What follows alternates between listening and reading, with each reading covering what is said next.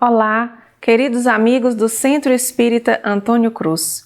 Em mais um SEAC em Casa, teremos a satisfação de ouvir uma vibração musical na voz de Alisson Menezes e, na sequência, uma explanação de Cláudio Amorim, diretamente de Salvador, a respeito do tema Fascinação, suas matrizes e consequências no plano individual e coletivo. Esperamos que vocês gostem e que tenham uma semana de paz.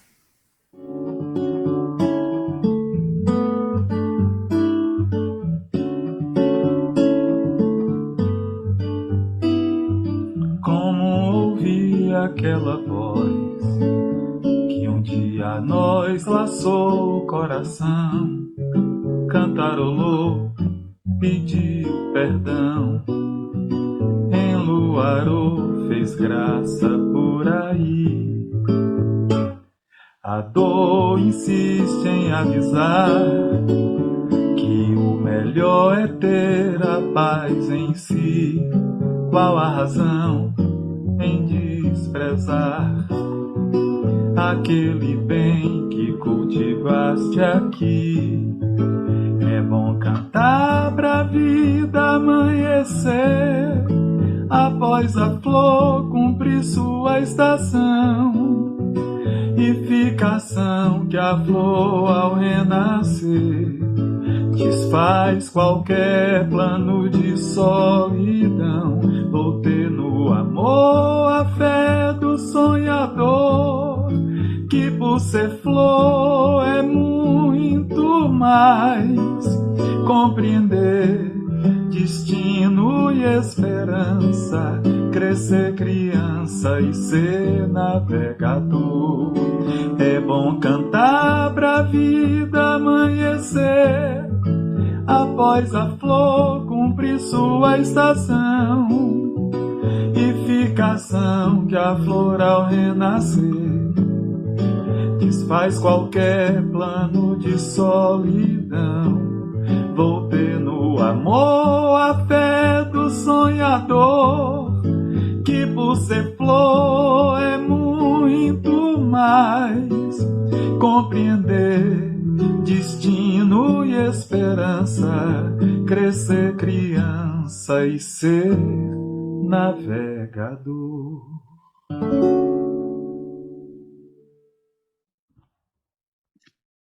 Jesus nos abençoe.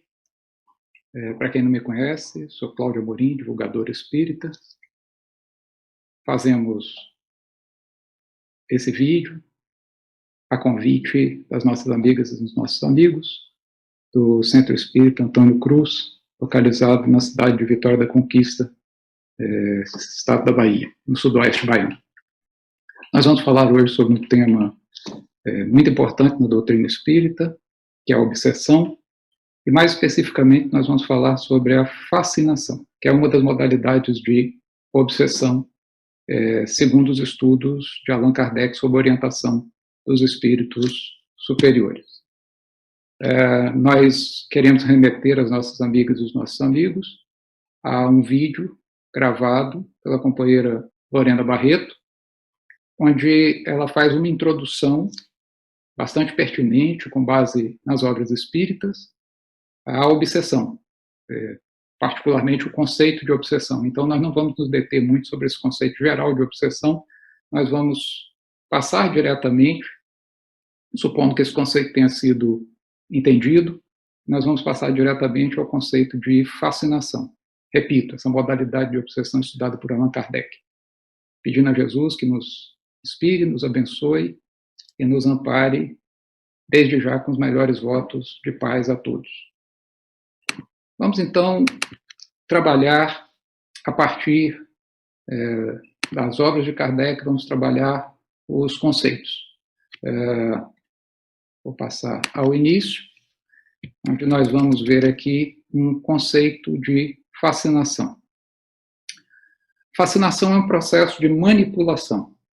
Portanto, é um processo onde há deliberação, objetivo e método, diferente da obsessão simples, que pode ser ocasional ou até mesmo em razão da ignorância do espírito obsessor em relação ao que faz. Aqui não. Aqui nós temos uma deliberação. Aqui nós temos método e objetivo. Então, um processo de manipulação por meio do qual nos mais espíritos, a fascinação pode ser coletiva, então eles vão distorcer as percepções, deformar os raciocínios e adulterar o juízo de uma pessoa ou de um grupo. Kardec não trabalha especificamente com esse tema da fascinação coletiva, mas pelas nossas observações, pelos estudos espíritas posteriores, nós sabemos que elas existem.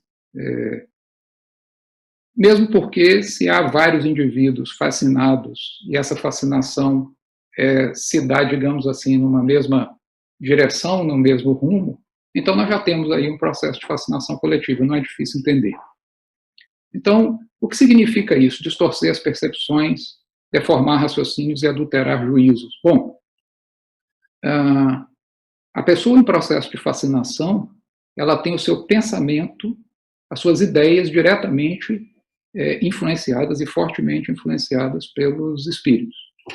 No caso, nós estamos falando especificamente da fascinação de encarnado desencarnado em relação a encarnado, mas poderíamos pensar também que espíritos encarnados, muitas vezes sob a influência de desencarnados, acabam se transformando também em instrumentos manipuladores de outros encarnados. Seria uma espécie de fascinação por transitividade. Os desencarnados manipulam encarnados para que, por sua vez, manipulem outros encarnados sob a sua tutela perniciosa. Então, o que significa distorcer percepções? As pessoas passam a ver as coisas de uma maneira muito pessoal, idiosincrática, de uma maneira diferente da realidade. Não são fenômenos alucinatórios, são fenômenos que já embutem aí um certo juízo, até mesmo estético e moral, sobre como as coisas ocorrem. Por exemplo, eu posso ouvir uma frase proferida de uma maneira extremamente rude e dizer que, no final das contas, essa frase não foi proferida de forma tão rude assim. As pessoas que ouviram de maneira rude é que estão enganadas, estão querendo desqualificar quem disse a frase.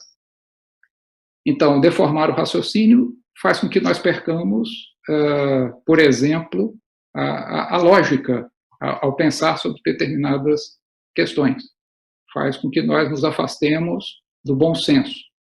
E a adulteração do juízo significa, muitas vezes, uma inversão, uma subversão de valores, que faz com que as pessoas, então, enxerguem ou ajuizem os fenômenos, os acontecimentos, de uma maneira equivocada, de uma maneira imprópria. Então, esse é o conceito de fascinação, um processo de manipulação, com deliberação, com objetivo e com método, é muito importante. O espírito quer ter, ou os espíritos que procedem à fascinação, querem ter o domínio sobre aqueles que são fascinados. Isso é importante nós entendermos de saída. Pois bem, sob que matrizes ou que circunstâncias a fascinação se exerce ou a fascinação se instala? A fascinação se instala a partir daquilo que os espíritos e Kardec chamam de imperfeição moral. Se nós estudarmos com cuidado, nós vamos ver que essa palavra moral, em O Evangelho segundo o Espiritismo, o Livro dos Espíritos e demais obras espíritas, tem um campo amplo de significado, muito mais amplo do que simplesmente o moralismo. É mais amplo até mesmo do que a questão das escolhas e das nossas decisões.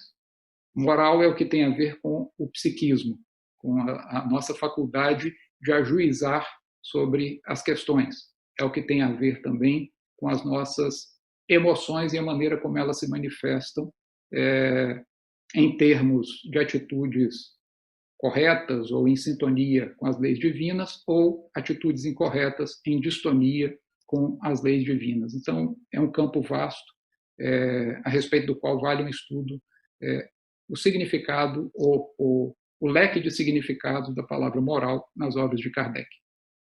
Essa imperfeição moral vai se traduzir por deficiências, fraquezas, desajustes, inversões no campo psicossocial.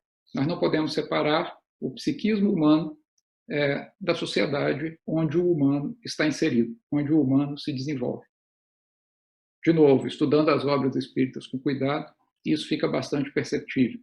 A relação entre indivíduo e sociedade é constante e tem um impacto determinante sobre a forma como os indivíduos se comportam e sobre as condições evolutivas dos espíritos encarnados no planeta. Então, nós dizemos que cada sociedade, em cada momento histórico, produz e entretém matrizes obsessivas peculiares.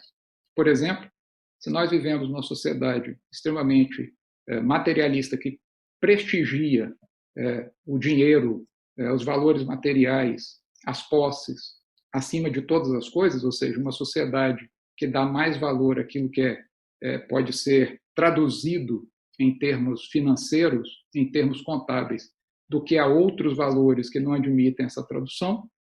Então, é natural que aqueles espíritos ainda menos conscientes, menos consequentes, com uma capacidade moral, intelectual ainda deficitária, se apeguem a esses valores majoritários na sociedade e, em função deles, procurem realizar os seus objetivos, traçar e realizar os seus objetivos.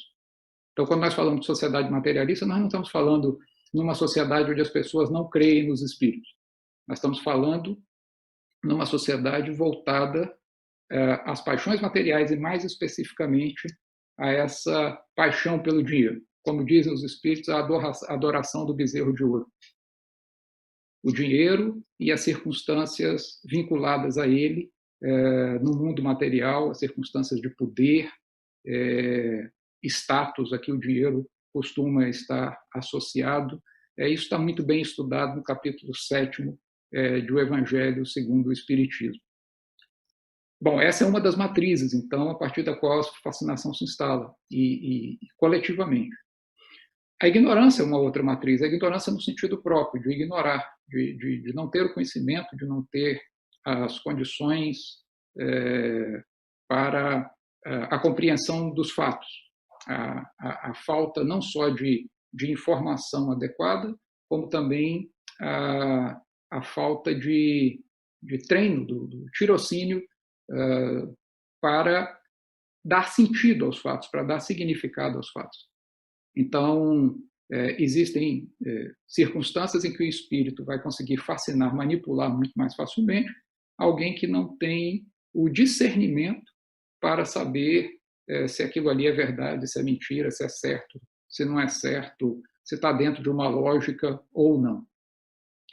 E nós vivemos hoje um momento onde a mentira deliberada, programada, habilmente dissimulada, é tratada como matéria política, não só no Brasil, mas como em vários países do mundo. Então, assim, o que nós chamamos de fake news, outro dia assisti um diálogo com o André Trigueiro, e ele dizia isso, não é simplesmente uma mentira, é todo um processo, é todo um procedimento, é todo um plano de desinformar, de adulterar raciocínios, de inverter valores. O infame propagandista de Hitler, Goebbels, teria dito que uma mentira repetida 1000 vezes acaba se tornando uma verdade. Ela acaba se tornando uma verdade se encontra um campo fértil na ignorância ou em outras deficiências ou em outras fraquezas que se manifestam mais intensivamente naquela sociedade e naquele momento histórico. Então, as nossas carências, muitas vezes nós posamos para nós mesmos e para outras pessoas de muito modestos, por exemplo. Que nós não queremos nada do mundo, nós não temos nenhuma ambição, nenhuma preocupação em relação às conquistas mundanas e etc, etc, etc, etc. Mas, no fundo, porque nós não encaramos isso face a face, nós guardamos a frustração de não termos alcançado determinados objetivos ou galgado determinados degraus. O que acontece algumas vezes é que nós acabamos inconscientemente, mas talvez até conscientemente, buscando compensação para essas frustrações, por exemplo, na atividade religiosa, até mesmo na atividade espírita. Então, assim, eu tenho uma frustração muito grande porque eu não sou intelectual, eu não sou cientista, eu vou ser o intelectual do centro, ou eu vou da comunicação dos espíritos que se dizem intelectuais. E aí, como dizem os espíritos a Kardec, é no orgulho que os manipuladores vão agir, aqueles que buscam a fascinação. Então, eles vão agir no nosso orgulho ferido de não termos alcançado aquilo que, no fundo, nós gostaríamos de ter alcançado. Então, tanto no campo psíquico como no campo social, e nessa dialética permanente entre o que são valores prioritários, urgentes de uma sociedade, e aquilo que são as carências, as dificuldades dos indivíduos, é que a fascinação vai se estabelecer. Agora, é bom compreender também que não há fascinação unilateral. A fascinação se estabelece, e se fortalece a partir de uma semelhança de ideias entre os espíritos manipuladores e aquele que se deixa manipular. Kardec diz mais de uma vez que, na verdade, a fascinação é uma obsessão muito mais grave, até mesmo que a subjugação, embora não pareça, porque o fascinado se compraz, se rejubila, às vezes, no processo. E com isso vai atribuir qualidades inexistentes ao espírito que o fascina, vai perceber em si qualidades inexistentes ou muitas vezes também em outros encarnados, que de algum modo aderem ao processo perturbador, porque também são fascinados. E, reciprocamente, muitas vezes nós deixamos de enxergar aspectos bons ou ruins dessa ou daquela pessoa, dessa ou daquela situação, porque nos encontramos fascinados. A fascinação se dá também por causa das nossas inseguranças. Frequentemente nós temos medo de questionar e nós nos acomodamos à manipulação, inclusive na esfera religiosa, porque nós temos medo de questionar e sermos rejeitados. E muitas vezes nós trazemos marcas das rejeições em encarnações pregressas, ou da infância, ou da adolescência na encarnação presente, e essa marca de rejeição não resolvida é muito forte, nós temos medo de ser rejeitados de novo. E nós acabamos nos deixando manipular, porque assim nós vamos sentir de algum modo seguros e acolhidos, ainda que estejamos, de certa forma, terceirizando o nosso pensamento e terceirizando a nossa razão e o nosso juízo. Nunca é uma boa ideia terceirizar a razão, terceirizar o pensamento e terceirizar o juízo. Razão, juízo e pensamento são pessoais e intransferíveis. Prosseguindo, portanto, nós vamos prevenir a fascinação por meio do autoconhecimento. Essa é uma palavra-chave, para nós sabermos quais são nossas fraquezas, quais são nossas angústias, quais são os pontos pelo meio dos quais os espíritos poderiam nos manipular, por intermédio, por exemplo, do nosso orgulho, do nosso desconhecimento de um assunto que nós precisaríamos conhecer, dada a condição cidadã, ou espírita, ou profissional em que nós nos encontramos. E nós precisamos também rever prioridades no âmbito social. Rever prioridades, rever valores, educar para os valores espirituais e não para os valores materialistas. E eu gostaria de assinalar que isso, até certo ponto, não tem muito a ver com a crença em espíritos, com o fato de um indivíduo crer em alguma coisa ou ser ateu. Eu tenho um jovem amigo ateu que, quando eu preciso, como ele é muito versado em matéria econômica e social, quando eu preciso, ele me ajuda com a preparação das palestras espíritas. E nós temos um diálogo sempre muito proveitoso, muito respeitoso e muito profícuo, muito produtivo. Então, isso não, e ele não é um materialista, ele é ateu, mas ele crê na dignidade humana, ele crê na estética, ele crê na felicidade por meio de uma maior equidade. Ele crê que é preciso superar as injustiças, ele crê que é preciso nós alcançarmos um mais elevado padrão civilizatório. Declara-se ateu, mas isso não é um impedimento absoluto para suas contribuições e para o seu juízo moral elaborado. Isso é algo importante. A informação, a formação intelectual é importante. Na questão 780 de O Livro dos Espíritos, os Espíritos dizem a Kardec uma coisa curiosa, que o progresso intelectual ele vem antes, e que o progresso moral segue seu progresso intelectual. E Kardec pergunta como assim? Eles dizem, é por meio do progresso intelectual que o espírito adquire a capacidade de discernir, e aí desenvolve o livre-arbítrio. Então, às vezes, costumo conversar com esse jovem amigo que tem determinados absurdos, determinadas questões na nossa sociedade que são pré-morais. Elas são anteriores à capacidade de fazer juízo moral.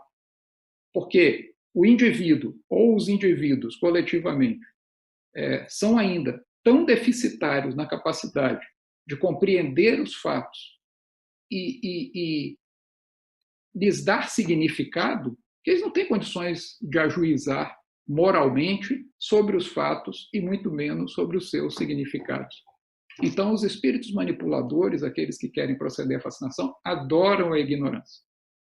Então, nós precisamos aperfeiçoar as instituições, particularmente instituições de educação, por meios diretos e materiais. E aí, entre aspas, eu cito literalmente a questão 573 de O Livro dos Espíritos. Então, o que nós precisamos, em suma, é negar aos manipuladores um campo fértil.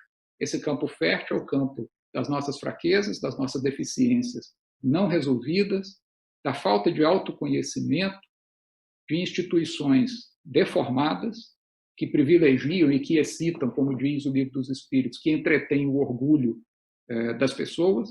Então, nós precisamos buscar os meios de reformular os valores, rever valores e reformular as prioridades na nossa sociedade. E também aperfeiçoar as instituições. Como nós estamos sendo muito breves, nós estamos jogando as ideias para que haja, então, reflexão, para que haja estudo. Vamos deixar as indicações nas obras de Kardec para esse estudo, porque o nosso objetivo hoje é apenas o de apontar, sugerir, na verdade, não apontar, que seria muita presunção, mas de sugerir determinados caminhos para o aprofundamento dos nossos estudos. Por fim, o que seria uma terapêutica para a fascinação? Bom, nós precisamos ter compaixão com os manipuladores, o que não quer dizer que sejamos lenientes com eles. Solidariedade com as vítimas. Essa solidariedade pressupõe que as vítimas se reconhecem como vítimas e que querem sair do processo. Em alguns casos, as vítimas, como nós já dissemos, Kardec fala, se comprazem no processo. Então, são também, de certa forma, manipuladores, porque ao se comprazer no processo, trazem às pessoas em torno um recado errado. Então, por exemplo, dentro de um centro espírita, um médium produz psicografias. Não tem problema nenhum. Essas psicografias precisam ser submetidas ao juízo crítico de pessoas estudiosas e experientes da doutrina. Se esse juízo crítico indicar, em conjunto, de várias pessoas, sem saber, talvez, até de onde vem a psicografia, melhor ainda, qual é a autoria espiritual e qual é a autoria mediúnica, a coautoria, para não haver qualquer influência nesse juízo. Então, se as pessoas que ajuizarem disserem que essa psicografia é de má qualidade, porque traz incoerências doutrinárias, porque traz equívocos, às vezes, bastante evidentes, essa psicografia não deveria ser divulgada, o médium deveria ser informado de que aquilo ali não procede. E se for um espírito de boa vontade, vai tentar se formar e se informar melhor. Se for um espírito manipulador, vai se aborrecer e vai tentar fazer com que o médium se afaste da crítica e comece a fazer as coisas todas por conta própria e só trabalhar com ele, espírito manipulador, não aceitar a opinião ou os conselhos de mais ninguém. Uma das características da fascinação é a pessoa fascinada fugir aos conselhos, fugir às orientações daqueles que a amam e que zelam pelo seu progresso. Em alguns casos, o silêncio. Por que o silêncio? Porque a pessoa fascinada não quer ouvir, então não vale a pena nós ficarmos falando para uma porta. Isso não quer dizer que nós vamos desistir de trazer a pessoa à razão. Quer dizer que em alguns momentos é necessário respeitar a fascinação voluntária e, em momento oportuno, trazer de novo à tona as questões que precisam ser respondidas. Então, nesse sentido, mais do que ficar dizendo à pessoa o que fazer, prescrevendo, faça isso, faça aquilo, porque isso não vai ajudar a despertar um raciocínio, não vai ajudar a pessoa a despertar do seu sono moral e intelectual, do seu entorpecimento. Nós precisamos trazer questões, colocar questões, de modo que a pessoa, então, possa refletir sobre a sua situação. Prece e água fluidificada, evidentemente, como em todos os casos de obsessão. Aliás, prece e água fluidificada devem ser instrumentos cotidianos. A prece, evidentemente, a água fluidificada, às vezes a gente não pensa nisso, mas são companhias cotidianas dos espíritas em quaisquer situação. Na obsessão, mais ainda. E nós precisamos, então, saber, ter a humildade de saber que nós precisamos aprender muito nesse campo. De futuro, nós esperamos que haja um trabalho mais interdisciplinar e o diálogo entre o conhecimento espírita e conhecimento científico em várias áreas, na área da psicologia, ciências cognitivas, da medicina e sociologia, filosofia, enfim, para nós compreendermos melhor esse fenômeno da fascinação. Porque existem muitos estudos importantes que podem trazer um aporte ao conhecimento espírita e nós, evidentemente, temos um aporte importante a levar no diálogo com as ciências, vamos dizer assim, acadêmicas, de modo geral. Então, não há um caminho infalível. A terapêutica da fascinação nunca é fácil, porque é um processo que, por não ser unilateral, tem sempre, em algum nível, a anuência daquele ou daqueles que se deixam fascinar. Antes de nós encerrarmos essas breves considerações, eu gostaria de trazer algumas referências. Inicialmente, Livro dos Médiuns, capítulo 23, repito. Depois, o Livro dos Espíritos. No Evangelho segundo o Espiritismo, na verdade, na seção das preces, onde há preces pelos obsidiados.